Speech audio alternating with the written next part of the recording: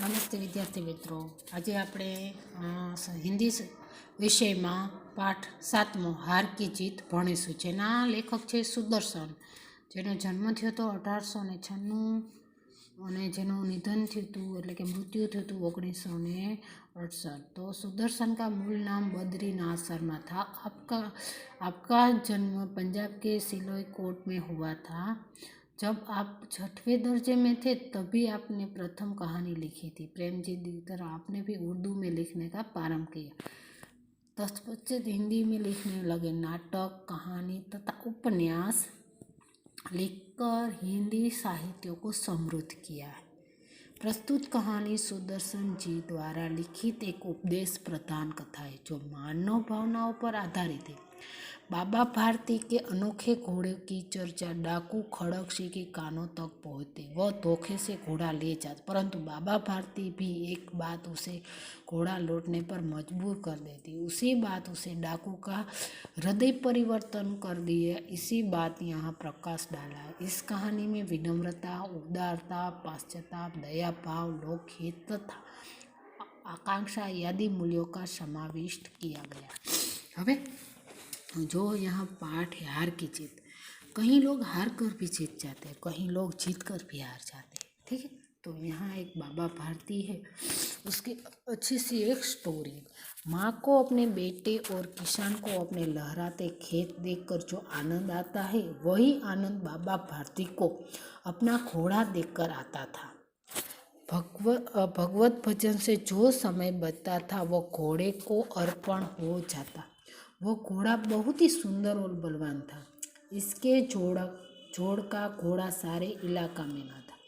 बाबा भारती उसे सुल्तान कहकर पुकारते थे. जब जैसे ही हमें छोटे बच्चे होते हैं तो उसकी माँ देखकर कितनी मुस्कुराती है. जैसे खेत में खेड़ूत के जो किसान के खेत में जो अच्छे से पाक लहराता है वो कितना आनंद, यही आनंद बाबा भारती को अपना घोड़ा देकर जब वो भगवान भगत એટલે કે जो भजन से समय बचता था ना उस समय में वो सारा काम वो अपने घोड़े के साथ करता है. उसका नाम रखा था सुल्तान. क्या नाम था? सुल्तान.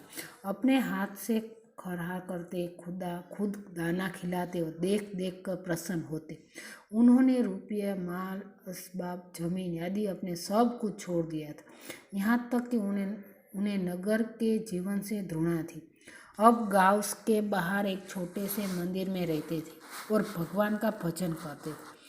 मैं सुल्तान के बिना नहीं रह सकूँगा, उन्हें ऐसा लगने लगा था.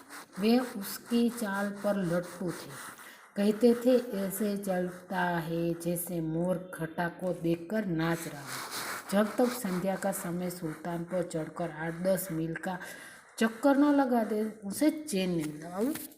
बाबा भारती को अपने घोड़े से बहुत लगाव था. उसे अपने जीवन से कुछ नहीं चाहिए था. उसने अपने जमीन, माल, मिलकत, रुपये सब कुछ छोड़ दिया था. वो गांव के बाहर एक नगर में रह रहे थे. गांव के बाहर एक छोटा सा इलाका था, वहाँ रह रहे थे और पूरा समय वो अपने सुल्तान के साथ ही बिताते. वो सोच रहे कि अब मैं उसके बिना जी नहीं पाऊंगा. दोनों की इतनी अच्छी दोस्ती हो गई थी. ठीक. अब हर रोज़ वो सुल्तान के साथ जब शाम को टाइम मिलता था तब वो 8-10 मील तक उसके साथ चक्कर लगाने चले जाते और नहीं चलने जाते तो उसे चैन नहीं मिलता था. खड़क सिंह उस इलाके का कुख्यात डाकू था. लोग उसका नाम सुनकर कांपते थे. होते होते सुल्तान की कीर्ति उसके कानों तक पहुंची. उसका हृदय उसे देखने के लिए अधीरा हो उठा. वह एक दिन दोपहर के समय बाबा भारती के पास पहुंचा और नमस्कार करके बैठ गया. खड़क सिंह था ना, वो कुख्यात बहुत प्रख्यात एक डाकू था. ठीक. और सभी लोग सभी लोग इलाके में सुल्तान जैसा कोई नहीं था तो सब लोग उसकी प्रशंसा करते थे. तो ये प्रशंसा कुख्यात जो खड़क सिंह था ना उसके कानों तक सुन गई. उसने सुना मुझे भी उसे देखना हो। एक बार वो बाबा भारती के आश्रम आ जाते हैं और उसे वहाँ बैठ जाते। नमस्कार। बाबा भारती ने पूछा, खड़गसी क्या हाल है? खड़गसी ने सिर झुकाकर उत्तर, आपकी दया है, कहो इधर कैसे आ गई?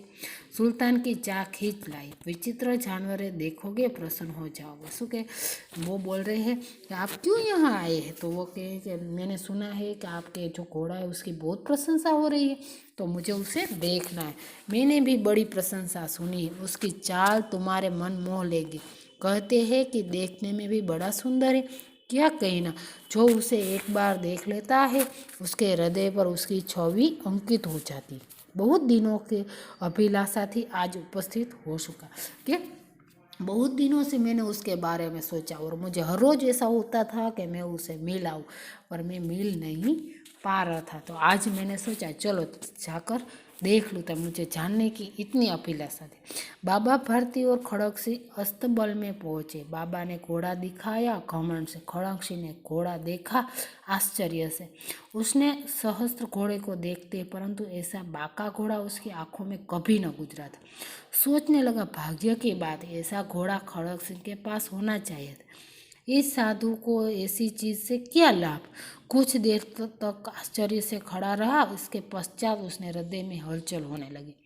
बालकों, किसी की अधीराय से बोला, परंतु बाबा जी इसकी चाल न देखी तो क्या वो उसे वो घोड़ा देखकर इसने ऐसा घोड़ा कभी नहीं देखा, तो उसके मन में लालच जगी और उसने वो घोड़ा ले जाने के बाबा जी भी मनुष्य थे। उसकी वस्तु की प्रशंसा दूसरे के मुख से सुनते के लिए उनका हृदय अधीरा हो गया कि बाबा भी, हम अपनी कोई भी अच्छी चीज़ है तो कोई उसकी प्रशंसा करते हैं तो हमें अच्छा लगता है।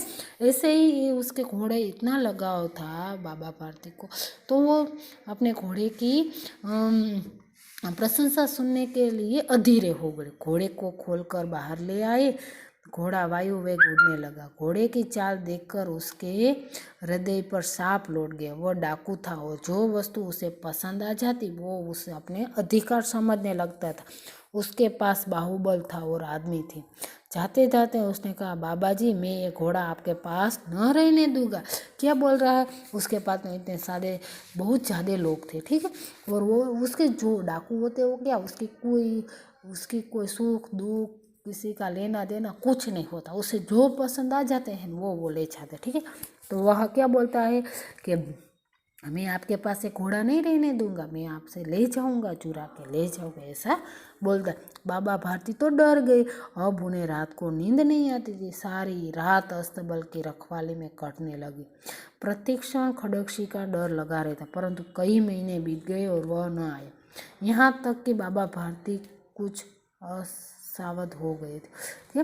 अब हर रोज उसे डर लगने लगता था कि वो आ जाएगा तो ले जाएगा। तो पूरी रात वो सोते नहीं थे और जहाँ घोड़े को रखते थे न वह जगह पर पूरी रात काटते थे और ऐसे ही वो डरने लगे। बाद में बहुत सारे महीने हो गए पर वो आया नहीं। अब उसे ऐसा लगा कि वह नहीं आने वाला है। संध्या का समय था। बाबा भारती सुल्तान की पीठ पर सवार होकर घूमने गए। इस समय उनकी आंखों में चमक थी, मुख पर प्रसन्नता थी।